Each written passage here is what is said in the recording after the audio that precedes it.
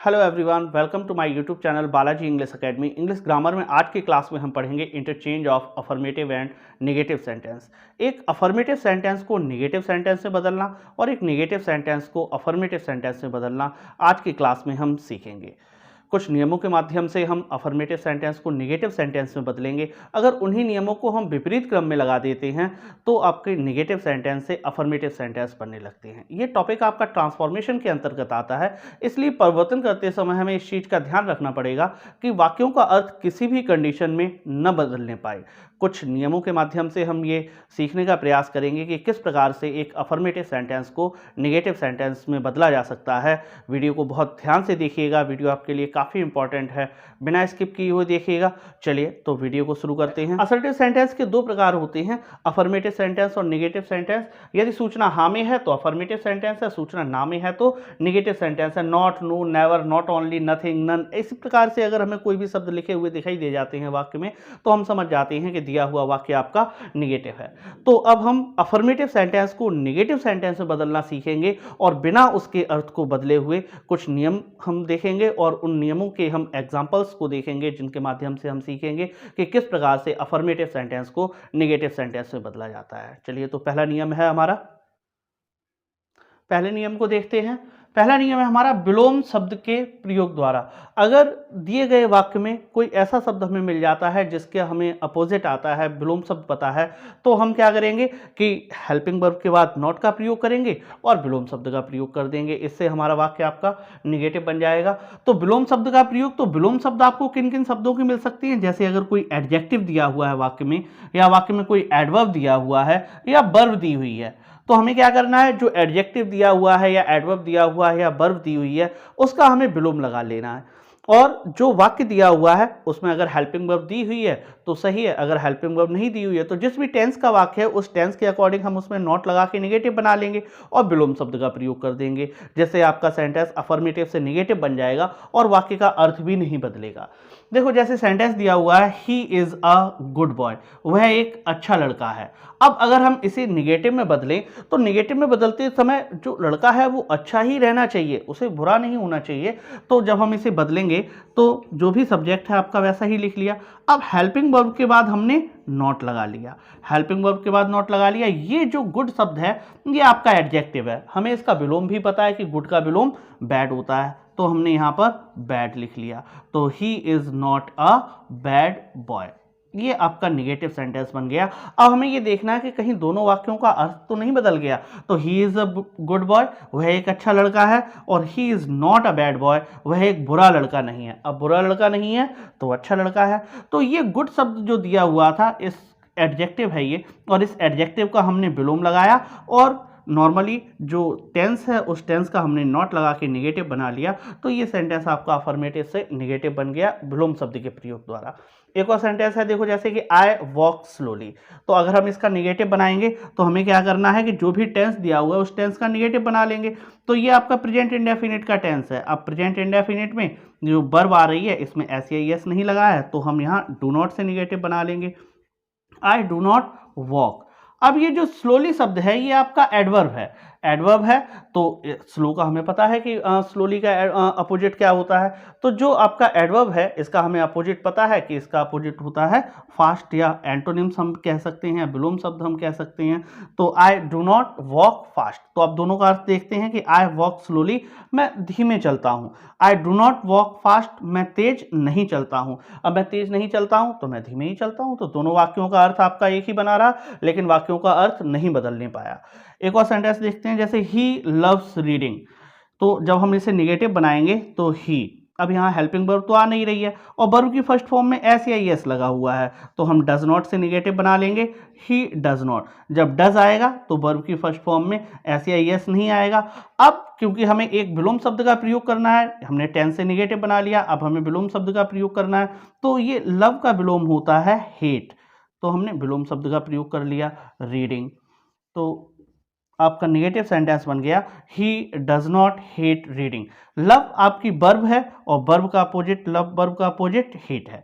तो आई loves reading, मुझे पढ़ना प्रिय है। I does not hate reading, मुझे पढ़ने से घृणा नहीं है। तो ये सेंटेंस आपका नेगेटिव बन गया और इनका हमारा अर्थ भी नहीं बदला।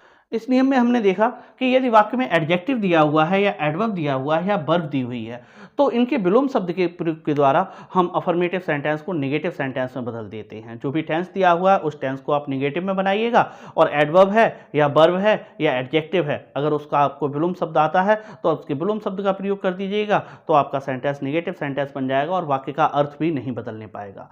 लेकिन सभी शब्दों के तो विलोम शब्द होते नहीं है और ज़्यादातर विलोम शब्द हमें बहुत सारे ऐसे भी हैं कि जिन शब्दों के विलोम शब्द हमें खुद भी नहीं आते हैं। तो ऐसी कंडीशन में एक और तरीका होता है डबल नेगेटिव का प्रयोग, उसके द्वारा भी हम सेंटेंस को नेगेटिव में बदल सकते हैं। चलिए तो एक दूसरा नियम देखते हैं हम। दूसरा नियम है हमारा डबल नेगेटिव के प्रयोग के द्वारा हम सेंटेंस को नेगेटिव में बदलना सीखेंगे। अब ये डबल नेगेटिव हमें बनाना कैसे है कि जिस भी टेंस का वाक्य दिया हुआ है उस टेंस का हम नेगेटिव बना लेंगे। इसके अलावा फेल, मिस या विदाउट के प्रयोग के द्वारा हम इसे डबल नेगेटिव बना देते हैं। तो एक बार तो नॉट लगा के नेगेटिव बन जाता है और दूसरी बार में ये अर्थ के अनुसार नेगेटिव बन जाता है, इसीलिए इसका नाम डबल नेगेटिव है। अब ये सेंटेंस बनते कैसे हैं, जैसे कि एग्जांपल दिया हुआ हमारा he saw the Taj Mahal. He saw the Taj Mahal, अब अगर इसमें इसका नेगेटिव बनाना हो तो देखिए यहाँ पर विलोम शब्द वाला तरीका हमारा नहीं लग सकता है। क्यों नहीं लग सकता है, क्योंकि ये सॉ सी की सेकेंड फॉर्म है, सी माने होता है देखना। अब सी का कोई अपोजिट तो होता नहीं जो हम अपोजिट शब्द का प्रयोग करें, तो फिर हम इसे डबल नेगेटिव के प्रयोग के द्वारा बनाएंगे। तो अब डबल नेगेटिव से बनाएंगे तो इस सेंटेंस को हम पहले नेगेटिव बनाएंगे। तो ये आपका सब्जेक्ट आ गया ही। अब देखो यहाँ पर हेल्पिंग वर्ब तो है नहीं और वर्ब की सेकंड फॉर्म दी हुई है। यदि हेल्पिंग वर्ब ना हो और वर्ब की सेकंड फॉर्म हो तो वाक्य पास्ट इंडेफिनिट का होता है। जैसे हम डिड नॉट से नेगेटिव बना देंगे तो ही डिड नॉट। अब डिड आया है तो डिड के साथ में वर्ब की फर्स्ट फॉर्म का प्रयोग करते हैं, तो ही डिड नॉट। अब डिड नॉट के बाद में आपको फेल, मिस में से किसी एक का प्रयोग कर लेना है, तो ही डिड नॉट फेल।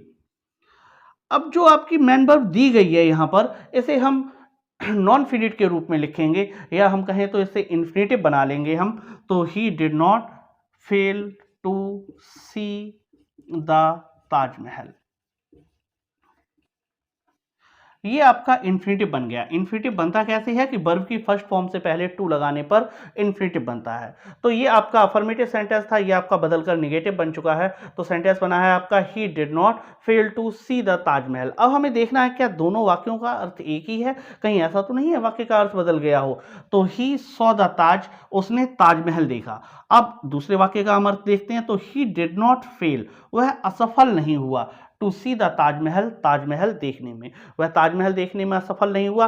अब ताजमहल देखने में असफल नहीं हुआ तो इसका मतलब क्या है कि वह ताजमहल देख पाया, वो दिया हुआ कार्य उसने कर पाया। तो दोनों ही वाक्यों का अर्थ एक ही है और वाक्य आपका अफर्मेटिव से नेगेटिव में भी बदल चुका है। एक और सेंटेंस है, देखो जैसे हेल्प द पुअर। अब अगर हम इसे नेगेटिव में बदलें तो देखो ये वाक्य वर्ब की फर्स्ट फॉर्म से शुरू हो रहा है और जो वाक्य वर्ब की फर्स्ट फॉर्म से शुरू हो और लास्ट में फुल स्टॉप आए तो वे सेंटेंस आपके इंपरेटिव सेंटेंस होते हैं। अब इसे हम नेगेटिव में बदलेंगे तो इंपरेटिव सेंटेंस आपके हमेशा प्रेजेंट इंडेफिनिट में ही लिखे जाते हैं। जब इंपरेटिव में सेंटेंस प्रेजेंट इंडेफिनिट में है तो उसी के अनुसार इसका हम नेगेटिव भी बनाएंगे। अब प्रेजेंट इंडेफिनिट का नेगेटिव बनाने के लिए हम डू नॉट का प्रयोग करेंगे, तो डू नॉट। अब डू नॉट के बाद में अब हेल्प, हेल्प शब्द का हमें अपोजिट तो नहीं पता है कि हेल्प का अपोजिट क्या होता है, तो हम क्या करेंगे डबल नेगेटिव से नेगेटिव बनाएंगे। तो एक बार तो नेगेटिव ये आपका बन गया, दूसरी बार में हम फेल का प्रयोग कर लेंगे, डू नॉट फेल। अब फेल के बाद में जो वर्ब आएगी वो इन्फिनेटिव के रूप में आएगी। तो वर्ब है हमारी हेल्प और इसका इन्फिनेटिव बन जाएगा टू हेल्प द पुअर।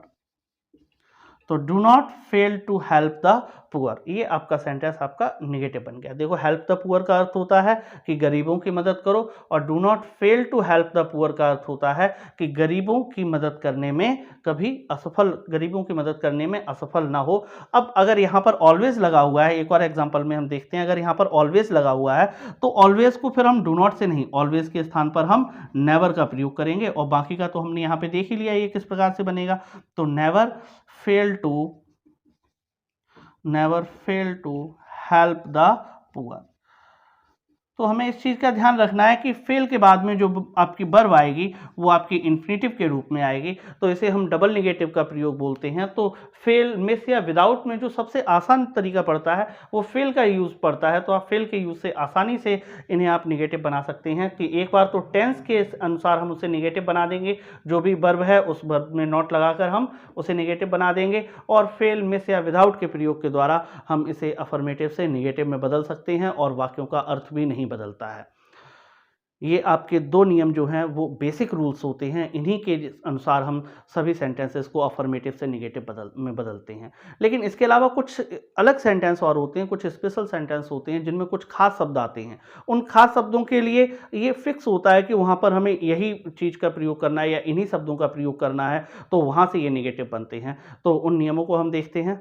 अगला हमारा नियम है एडवर्ब टू को हटाकर। अब अगर दिए हुए वाक्य में एडवर्ब टू का प्रयोग दिया हुआ है तो उसे हम हटाकर आपका अफर्मेटिव से नेगेटिव सेंटेंस बना सकते हैं। तो देखिए, जैसे सेंटेंस दिया हुआ है, he is too weak to walk, वह चलने में अत्यधिक कमजोर है। तो जब हम इसमें से एडवर्ब टू हटाएंगे तो ये जो सब्जेक्ट होता है ये आपका वैसा ही रहता है, जो वर्ब होती है वो आपकी वैसे ही रहेगी। इस टू को हम सो में बदल देंगे।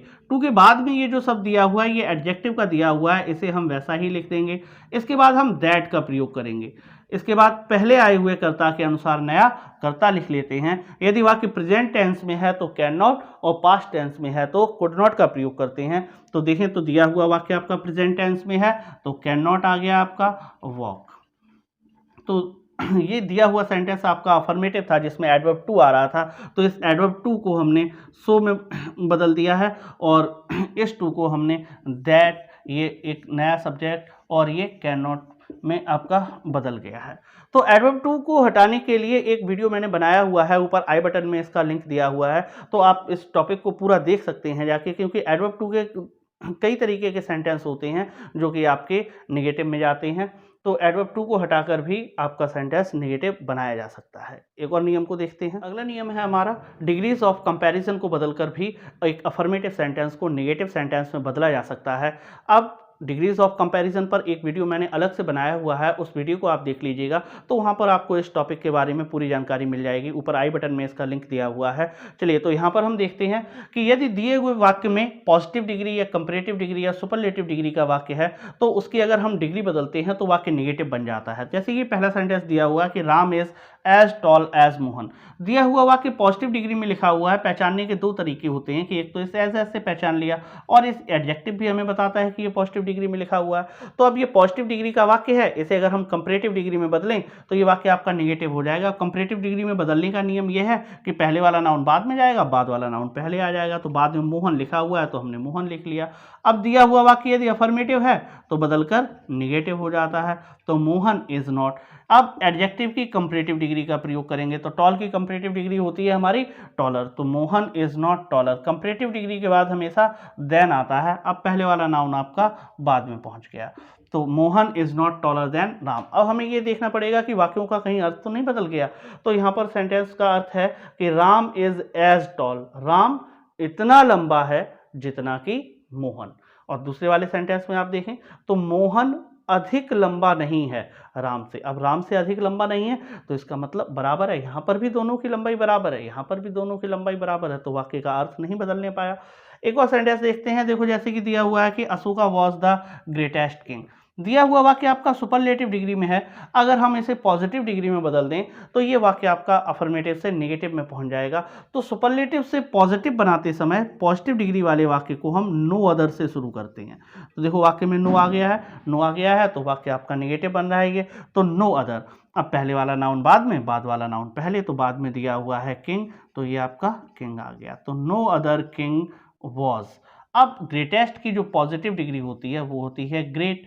अब पॉजिटिव डिग्री के एडजेक्टिव को हम या तो एज के बीच में लिखते हैं या सो एज के बीच में लिखते हैं। यदि दिया हुआ वाक्य आपका अफर्मेटिव है तो एज के बीच में डिग्री आएगी, और नेगेटिव होता है तो सो एज के बीच में डिग्री आती है। तो यहाँ पर नेगेटिव वाक्य बन रहा है तो इस डिग्री को हम सो और एज के बीच में लिखेंगे। तो no other king was so great as. अब पहले वाला नाउन आपका बाद में पहुँच गया।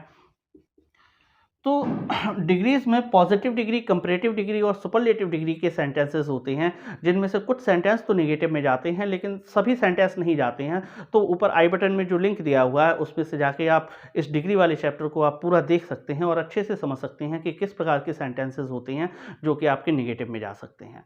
चलिए एक और नियम को हम देखते हैं। अगला नियम है हमारा एलोन, ओनली या मेयरली का यदि वाक्य में प्रयोग दिया हुआ है तो हम नन बट, नथिंग बट या not more than, not less than के प्रयोग द्वारा भी हम निगेटिव बना सकते हैं। नन बट कब आएगा? यदि किसी इंसान का जिक्र हुआ है जो ह्यूमन बीइंग है, उसके लिए नन बट का प्रयोग करेंगे। यदि किसी बात या वस्तु का जिक्र हो रहा है तो हम नथिंग बट का प्रयोग करते हैं। और यदि कोई संख्या दी गई है तो संख्या दी गई है तो हम नॉट मोर देन या नॉट लेस देन के प्रयोग से हम निगेटिव बना सकते हैं। देखो कुछ जैसे सेंटेंस दिए हुए हैं, only Mukesh was present there, तो ओनली जहां पर भी दिया हुआ है उसके स्थान पर हम नन बट या नथिंग बट का प्रयोग कर लेंगे। तो अब नन बट आएगा या नथिंग बट आएगा ये निर्भर करेगा, ये ओनली के साथ में जो भी सब्जेक्ट दिया हुआ मुकेश, अब मुकेश के लिए नन बट का हम प्रयोग करेंगे। मुकेश इंसान है तो नन बट आ जाएगा, तो none but Mukesh was present there, ये आपका निगेटिव सेंटेंस आपका ये बन गया। अब हमें देखना पड़ेगा कि दिए गए वाक्य का कहीं अर्थ तो नहीं बदल गया। तो only Mukesh was present there, तो इस वाक्य का अर्थ है कि केवल मुकेश वहां पर उपस्थित था। और इस वाक्य का अर्थ है कि नन बट मुकेश, मुकेश के सिवाय कोई नहीं वहां पर उपस्थित था। तो देखा हमने दोनों वाक्यों का अर्थ एक ही है और वाक्य आपका अफर्मेटिव से निगेटिव में बदल गया।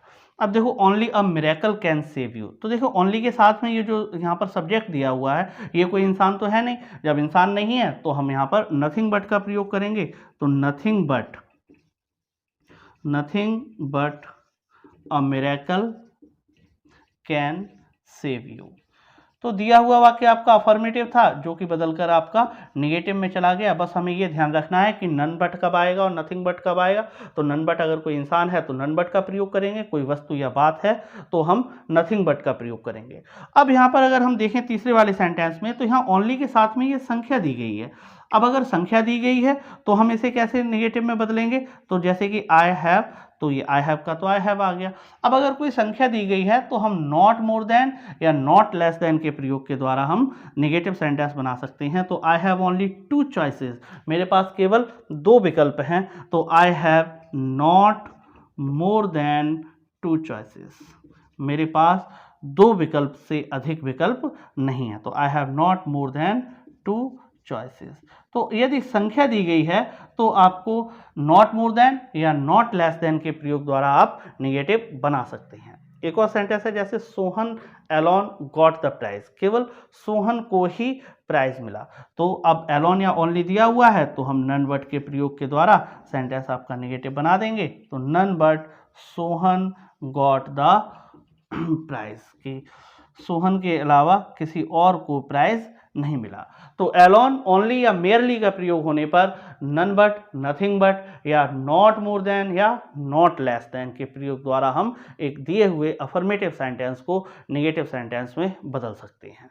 एक और नियम देखते हैं। अगला नियम है हमारा, यदि दिए हुए वाक्य में as soon as, hardly, scarcely या जस्ट एज आया है तो हम नो सूनर देन के प्रयोग द्वारा भी निगेटिव सेंटेंस बना सकते हैं।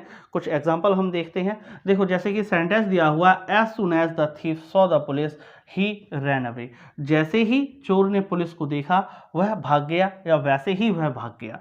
तो जब हम इसे निगेटिव में बदलेंगे तो एज सुन एज के स्थान पर हमें नो सूनर का प्रयोग कर लेना है। नो सूनर आ गया आपका। अब नो सूनर के तुरंत बाद हमें हेल्पिंग वर्ब का प्रयोग करना है। अगर हेल्पिंग वर्ब दी हुई है तो हम वैसे ही लिख लेंगे, और नहीं दी हुई है तो कंडीशन 2 होंगी, या तो वाक्य प्रेजेंट इंडेफिनिट का होगा या पास्ट इंडेफिनिट का होगा। अगर प्रेजेंट इंडेफिनिट का है तो डू डज में से एक आ जाएगा, और पास्ट इंडेफिनिट का है तो डिड आ जाएगा। अब देखें तो ये सॉ वर्ब की सेकंड फॉर्म दी हुई है, इस सेकंड फॉर्म से हमने पहचान लिया कि वाक्य पास्ट इंडेफिनिट का है, तो यहाँ पर आपका ये डिड आ गया। अब जो सब्जेक्ट है आपका उसे हमने लिख लिया द थीफ। डिड आया है तो डिड के साथ में वर्ब की फर्स्ट फॉर्म आएगी, तो द पुलिस। ये जो कॉमा लगा हुआ है, इस कॉमा की जगह पर हम देन का प्रयोग करेंगे और दूसरे वाले वाक्य को हम वैसा ही लिख देंगे जैसा दिया हुआ है, उसमें हमें किसी भी प्रकार का चेंज नहीं करना है। Ran away. तो as soon as the thief saw the police, जैसे ही चोर ने पुलिस को देखा वैसे ही वह भाग गया। और इस वाक्य का अगर हम अर्थ देखें तो no sooner did the thief see the police, कि चोर पुलिस को देख भी न पाया था कि वह भाग गया। तो देखें तो दोनों वाक्यों का अर्थ एक ही है, लेकिन दिया हुआ वाक्य आपका अफर्मेटिव है और बदलकर आपका निगेटिव हो गया। तो एज सुन एज का प्रयोग होने पर नो सूनर देन के प्रयोग के द्वारा हम निगेटिव सेंटेंस बना लेते हैं। अब देखो जैसे कि हार्डली का प्रयोग दिया हुआ है, स्किर्सली का प्रयोग दिया हुआ है, जस्ट एज का प्रयोग दिया हुआ है, इसके लिए भी हम नो सूनर का ही प्रयोग करके निगेटिव बना लेंगे। तो सेंटेंस को हम नो सूनर से आरंभ कर देंगे, नो सूनर। अब हमें पता है कि नो सूनर के तुरंत बाद हमें हेल्पिंग वर्ब का प्रयोग करना है, तो हेल्पिंग वर्ब यहाँ पर दी हुई है हैड, तो नो सूनर हैड। अब सब्जेक्ट क्या है इसमें, ही, तो no sooner had he reached home. ये आपका सेंटेंस यहाँ तक बन गया। हार्डली के बदले में हमने नो सूनर का प्रयोग कर लिया है, तो no sooner had he reached home. यहाँ पर ये जो कॉमा आ रहा था, अब यहाँ कॉमा नहीं आ रहा, वैन आ रहा है, तो वैन की जगह पे हम काय का प्रयोग करेंगे, देन का प्रयोग करेंगे, और दूसरे दिए हुए वाक्य को हम वैसा ही लिख देंगे, उसमें हमें किसी प्रकार का कोई भी चेंज नहीं करना है। तो he had hardly reached home, वह मुश्किल से घर पहुंच ही पाया था कि बारिश होने लगी। और इस वाक्य का अगर हम अर्थ देखें तो no sooner had he reached home, कि वह घर पहुंच भी न पाया था कि बारिश होने लगी। दोनों ही वाक्यों का अर्थ एक ही है, लेकिन दिया हुआ वाक्य आपका ये अफर्मेटिव था, ये बदलकर निगेटिव हो गया। तो as soon as, hardly, scarcely या जस्ट एज का प्रयोग होने पर नो सूनर देन के प्रयोग के द्वारा हम एक दिए हुए अफर्मेटिव सेंटेंस को निगेटिव सेंटेंस में बदल सकते हैं और वाक्य का अर्थ भी नहीं बदलता है। चलिए तो एक और नियम को हम देखते हैं। अगला नियम है हमारा कि यदि दिए हुए वाक्य में एंड या बोथ हैंड का प्रयोग दिया हुआ है तो हम not only but also say negative बना सकते हैं, या सेल्डम का प्रयोग दिया हुआ है तो हम हेल्पिंग वर्ब के बाद नॉट लगाएंगे और सेल्डम को हटाकर वेरी ऑफन का प्रयोग कर देंगे, जिससे कि दिया हुआ वाक्य आपका निगेटिव में बदल जाएगा। कुछ एग्जांपल देखते हैं। देखो जैसे कि Ram and Mohan went there, तो आपके दो नाउन जो हैं वो आपके एंड से जुड़े हुए हैं या बोथ हैंड से जुड़े हुए हैं, तो हम क्या करेंगे कि not only Ram but also Mohan went there। ये आपका निगेटिव सेंटेंस बन गया। तो दिए हुआ वाक्य आपका है Ram and Mohan went there, Ram और मोहन वहां पर गए। अब इस वाक्य का अर्थ है कि नॉट ओनली राम, केवल राम ही नहीं बल्कि मोहन भी वहां पर गया। तो दोनों ही वाक्यों का अर्थ सेम रहा। तो एंड का प्रयोग हो या बोथ हैंड का प्रयोग हो, तो नॉट ओनली बट ऑल्सो के प्रयोग के द्वारा हम दिए हुए सेंटेंस को निगेटिव सेंटेंस से बदल सकते हैं। अब इसी में देखें तो सेल्डम का अगर प्रयोग दिया हुआ है तो हेल्पिंग वर्ब के बाद नॉट लगाएं और सेल्डम के स्थान पर वेरी ऑफन का प्रयोग करके हम एक अफर्मेटिव सेंटेंस को निगेटिव सेंटेंस से बदल सकते हैं। जैसे कि बार्किंग डॉग सेल्डम बाइट। अब अगर हमें इसे निगेटिव बनाना है तो ये जो सब्जेक्ट है इसे हमने वैसा ही लिख दिया, बार्किंग डॉग्स। अब देखिए तो दिया हुआ वाक्य आपका प्रेजेंट इंडेफिनिट में है, इसका आप निगेटिव बना ले तो प्रेजेंट इंडेफिनिट का निगेटिव डू नॉट से बन जाएगा। तो बार्किंग डॉग्स डू नॉट। अब सेल्डम हट जाएगा और आपका वेरी ऑफन आ जाएगा, तो वेरी ऑफन बाइट। ये आपका निगेटिव सेंटेंस बन गया। तो बार्किंग डॉग सेल्डम बाइट, इसका अर्थ है कि भौंकने वाले कुत्ते कभी काटते नहीं हैं, और इसका अर्थ है कि भौंकने वाले कुत्ते do not very often bite, ज़्यादातर नहीं काटते हैं। तो दोनों ही वाक्यों का अर्थ आपका एक ही रहा, लेकिन दिया हुआ वाक्य आपका अफर्मेटिव था, बदलकर निगेटिव हो गया है। एक और नियम को देखते हैं हम। अगला नियम है हमारा कि यदि दिए हुए वाक्य में मैनी या ए फ्यू या मच या ए लिटिल का प्रयोग दिया हुआ है तो हम इसे किस प्रकार से निगेटिव में बदलेंगे। तो यदि मैनी दिया हुआ है तो हेल्पिंग वर्ब के बाद नॉट लगाएंगे और ए फ्यू का प्रयोग कर लेंगे, या ए फ्यू दिया है तो हेल्पिंग वर्ब के बाद नॉट लगाएंगे और मैनी का प्रयोग कर लेंगे। ऐसे ही यदि मच दिया हुआ है तो हेल्पिंग वर्ब के बाद नॉट लगाएंगे और ए लिटिल का प्रयोग करेंगे, या ए लिटिल दिया है तो हेल्पिंग वर्ब के बाद नॉट लगा के और हम मच का प्रयोग कर लेते हैं, जिससे कि दिया हुआ वाक्य आपका निगेटिव बन जाता है। जैसे कि सेंटेंस दिया हुआ है कि आई हैव मैनी फ्रेंड्स, कि मेरे कई सारे मित्र हैं, कई मित्र हैं मेरे, आई हैव मैनी फ्रेंड्स। तो जब हम इसका निगेटिव बनाएंगे तो सेंटेंस बनेगा, जो सब्जेक्ट है वो आपका वैसे ही आ गया, आई हैव यहाँ थर्ड फॉर्म तो है नहीं, तो ये आपका निगेटिव डू नॉट से बनेगा, प्रेजेंट इंडेफिनिट का सेंटेंस है। तो आई डू नॉट हैव। अब मैनी दिया हुआ है तो मैनी के लिए आपको हेल्पिंग वर्ब के बाद नॉट लगा लेना है, तो ये हमने नॉट लगा लिया, और ए फ्यू का प्रयोग करना है, तो I do not have a few friends.